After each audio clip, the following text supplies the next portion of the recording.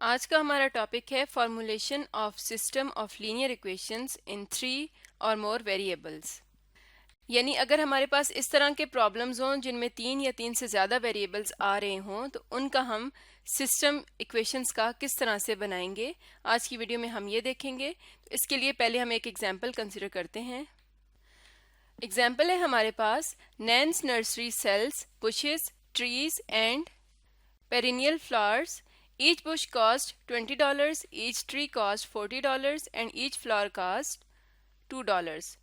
To plant these bushes, trees and flowers, Nance charges $10 per bush, $10 per tree and $1 per flower. Also, Nan will insure the items she plants for 1 year at a charge of $4 per bush, $6 per tree and $0.20 per flower. A new homeowner has budgeted $1,000 for purchases, $400 for planting the purchases and $150 for insuring the purchases from Nance. How many bushes, trees and flowers should the homeowner buy to exactly use up the money budgeted? Formulate the homeowner's problem as a system of linear equations. यहाँ पर हमारे पास 3 तरह के items हैं, bushes, trees and flowers. और home owner इन तीनों चीज़ों के तादाद में यानी इनके नंबर में इंटरेस्टेड है। तो इसके लिए हम 3 वेरिएबल्स इंट्रोड्यूस कराएंगे। पहला वेरिएबल लेंगे x जो शो करेगा number of bushes to buy. दूसरा वेरिएबल लेंगे y जो शो करेगा number of trees to buy. और तीसरा वेरिएबल ले लेते हैं z जो शो करेगा number of flowers to buy. अब यहाँ पर हमारे पास 3 तरह की कैटेगरीज बनती हैं। सबसे पहले बनता है परचेज यानी उन चीज़ों की कॉस्ट, उसके बाद उनकी प्लांटिंग और उसके बाद उनकी इंश्योरेंस। तो पहले हम परचेज के लिए देखते हैं कि होम ओनर के पास कितने डॉलर्स हैं। तो उसके पास $1,000 हैं परचेजेस के लिए। और इन तीनों चीज़ों की कॉस्ट क्या है? बुशेस की कॉस्ट है $20, इसी तरह ट्रीज की कॉस्ट है $40 और फ्लावर्स की कॉस्ट है $2। तो इसके लिए हम लिखेंगे 20x यानी x नंबर ऑफ बुशेस है जो कि परचेज करनी है और $20 एक बुश की प्राइस है। उसके बाद इसमें ऐड करेंगे ट्रीज। तो ट्रीज की हमें कॉस्ट बताई गई है $40 और ट्रीज के लिए हमने वेरिएबल रखा है y। इसमें हम ऐड करेंगे फ्लावर्स की कॉस्ट जो कि है $2 और फ्लावर्स हैं हम शो कर रहे हैं उन्हें z से।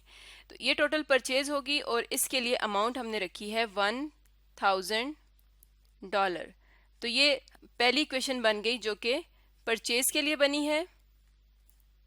नेक्स्ट है प्लांटिंग। तो इनकी प्लांटिंग के लिए कितने डॉलर्स हैं? $400 और प्लांटिंग के चार्जेस हैं $10 पर बुश, $10 पर ट्री एंड $1 पर फ्लावर। तो इसको हम इस तरह से लिखेंगे 10x $10 पर बुश प्लस 10y क्योंकि $10 एक ट्री के हैं और 1z। तो इसके लिए जो बजट है वो है $400 का। तो ये किसके लिए बनी? ये प्लांटिंग के लिए बनी।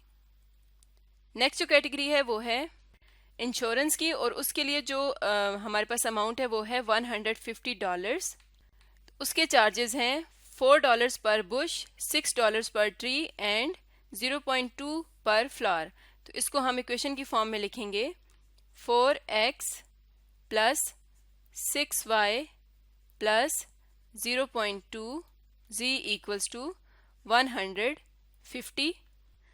तो ये इक्वेशन हमने बनाई है इंश्योरेंस के लिए। तो ये जो सिस्टम बना है 3 इक्वेशंस का, ये 3 वेरिएबल्स में। और जैसा कि यहाँ पर x, y और z नंबर्स को शो कर रहे हैं यानी नंबर ऑफ बुशेस, ट्रीज या फ्लावर्स, तो हम कह सकते हैं कि x, y और z को हमेशा ग्रेटर देन और इक्वल टू 0 होना चाहिए यानी ये नॉन नेगेटिव होंगे। और अगर हम इस सिस्टम को साइमल्टेनियसली सॉल्व करें तो यहाँ से हमें इन तीनों चीज़ों की उस तादाद का पता चलेगा जो इन तीनों इक्वेशंस को सेटिस्फाई करेगी यानी परचेज की अमाउंट, प्लांटिंग की अमाउंट और इंश्योरेंस की अमाउंट को सेटिस्फाई करेगी। तो इस तरह से हम किसी सिस्टम को फॉर्मुलेट करते हैं। एक और एग्जांपल देखते हैं। अब हमारे पास एक और एग्जांपल है जिसमें हमने एक रियल लाइफ प्रॉब्लम को सिस्टम ऑफ लीनियर इक्वेशन की शक्ल में लिखना है। तो प्रॉब्लम है the hiker and biker outfitting shop makes packages of snacks to order. One customer likes peanuts, raisins and chocolate chips but want to buy only 2 ingredients per snack. In peanuts raisins mixes, she likes twice as many peanuts as raisins. In peanut chocolate chip mixes, she likes twice as many chocolate chips as peanuts. And in raisin chocolate chip mixes, she likes equal amounts of the two foods. She buys 4 ounces of peanuts, 6 ounces of raisins and 12 ounces of chocolate chips. Formulate a mathematical problem whose solution will give the amounts of the various mixes which will meet her conditions and completely use up the food she has purchased. तो यहाँ पर हमारे पास 3 ingredients हैं. पहला है peanuts, resins और chocolate chips. तो यहाँ पर हम 3 वेरिएबल्स इंट्रोड्यूस कराएंगे. पहला वेरिएबल लेते हैं x जो कि शो करेगा amount of peanut resin mixture. और जैसे कि हम यहाँ पर आउंसेस में बात कर रहे हैं तो ये जो अमाउंट होगी ये आउंसेस में होगी. नेक्स्ट हम वेरिएबल इंट्रोड्यूस कराते हैं y जो कि शो करता है amount of peanut chocolate chip mixture. और एक वेरिएबल लेते हैं z जो शो करेगा amount of resin chocolate chip mixture. तो अब हम यहाँ पर इसका सिस्टम ऑफ इक्वेशंस बनाना शुरू करते हैं. तो x जो वेरिएबल हमने इंट्रोड्यूस करवाया है ये शो कर रहा है पीनट्स और रेजिन्स के मिक्सचर को. तो अगर मैं पीनट्स को p लिखूं और रेजिन्स को r लिखूं. इसी तरह से y शो कर रहा है पीनट्स और चॉकलेट चिप्स को. तो चॉकलेट चिप्स के लिए मैं यहाँ पर c लिख रही हूँ. और जो z हमने वेरिएबल इंट्रोड्यूस कराया है ये रेजिन्स और चॉकलेट चिप के मिक्सचर को शो कर रहा है. तो फर्स्ट कंडीशन में पीनट्स और रेजिन्स के मिक्सचर में twice as many peanuts as raisins, यानी पीनट्स और रेजिन्स की जो रेशो होनी चाहिए वो 2:1 होनी चाहिए. इसका मतलब है जो पीनट्स की यहाँ पर क्वांटिटी होगी वो होगी 2/3 और रेजिन्स की क्वांटिटी होगी 1/3. अब अगर हम y को देखें यानी पीनट्स और चॉकलेट चिप के मिक्सचर में, तो इस मिक्सचर में she likes twice as many chocolate chips as peanuts, यानी अब जो रेशो है वो है 1:2. पीनट्स 1 अगर हैं तो चॉकलेट चिप्स उसको ट्वाइस चाहिए. तो इस मिक्सचर में भी टोटल अगर 2 + 1 3 है तो पीनट्स की क्वांटिटी होगी 1/3 और चॉकलेट चिप्स की होगी 2/3. इन तीनों मिक्सचर्स को हम इस तरह से लाइन लगाकर सेपरेट कर लेते हैं.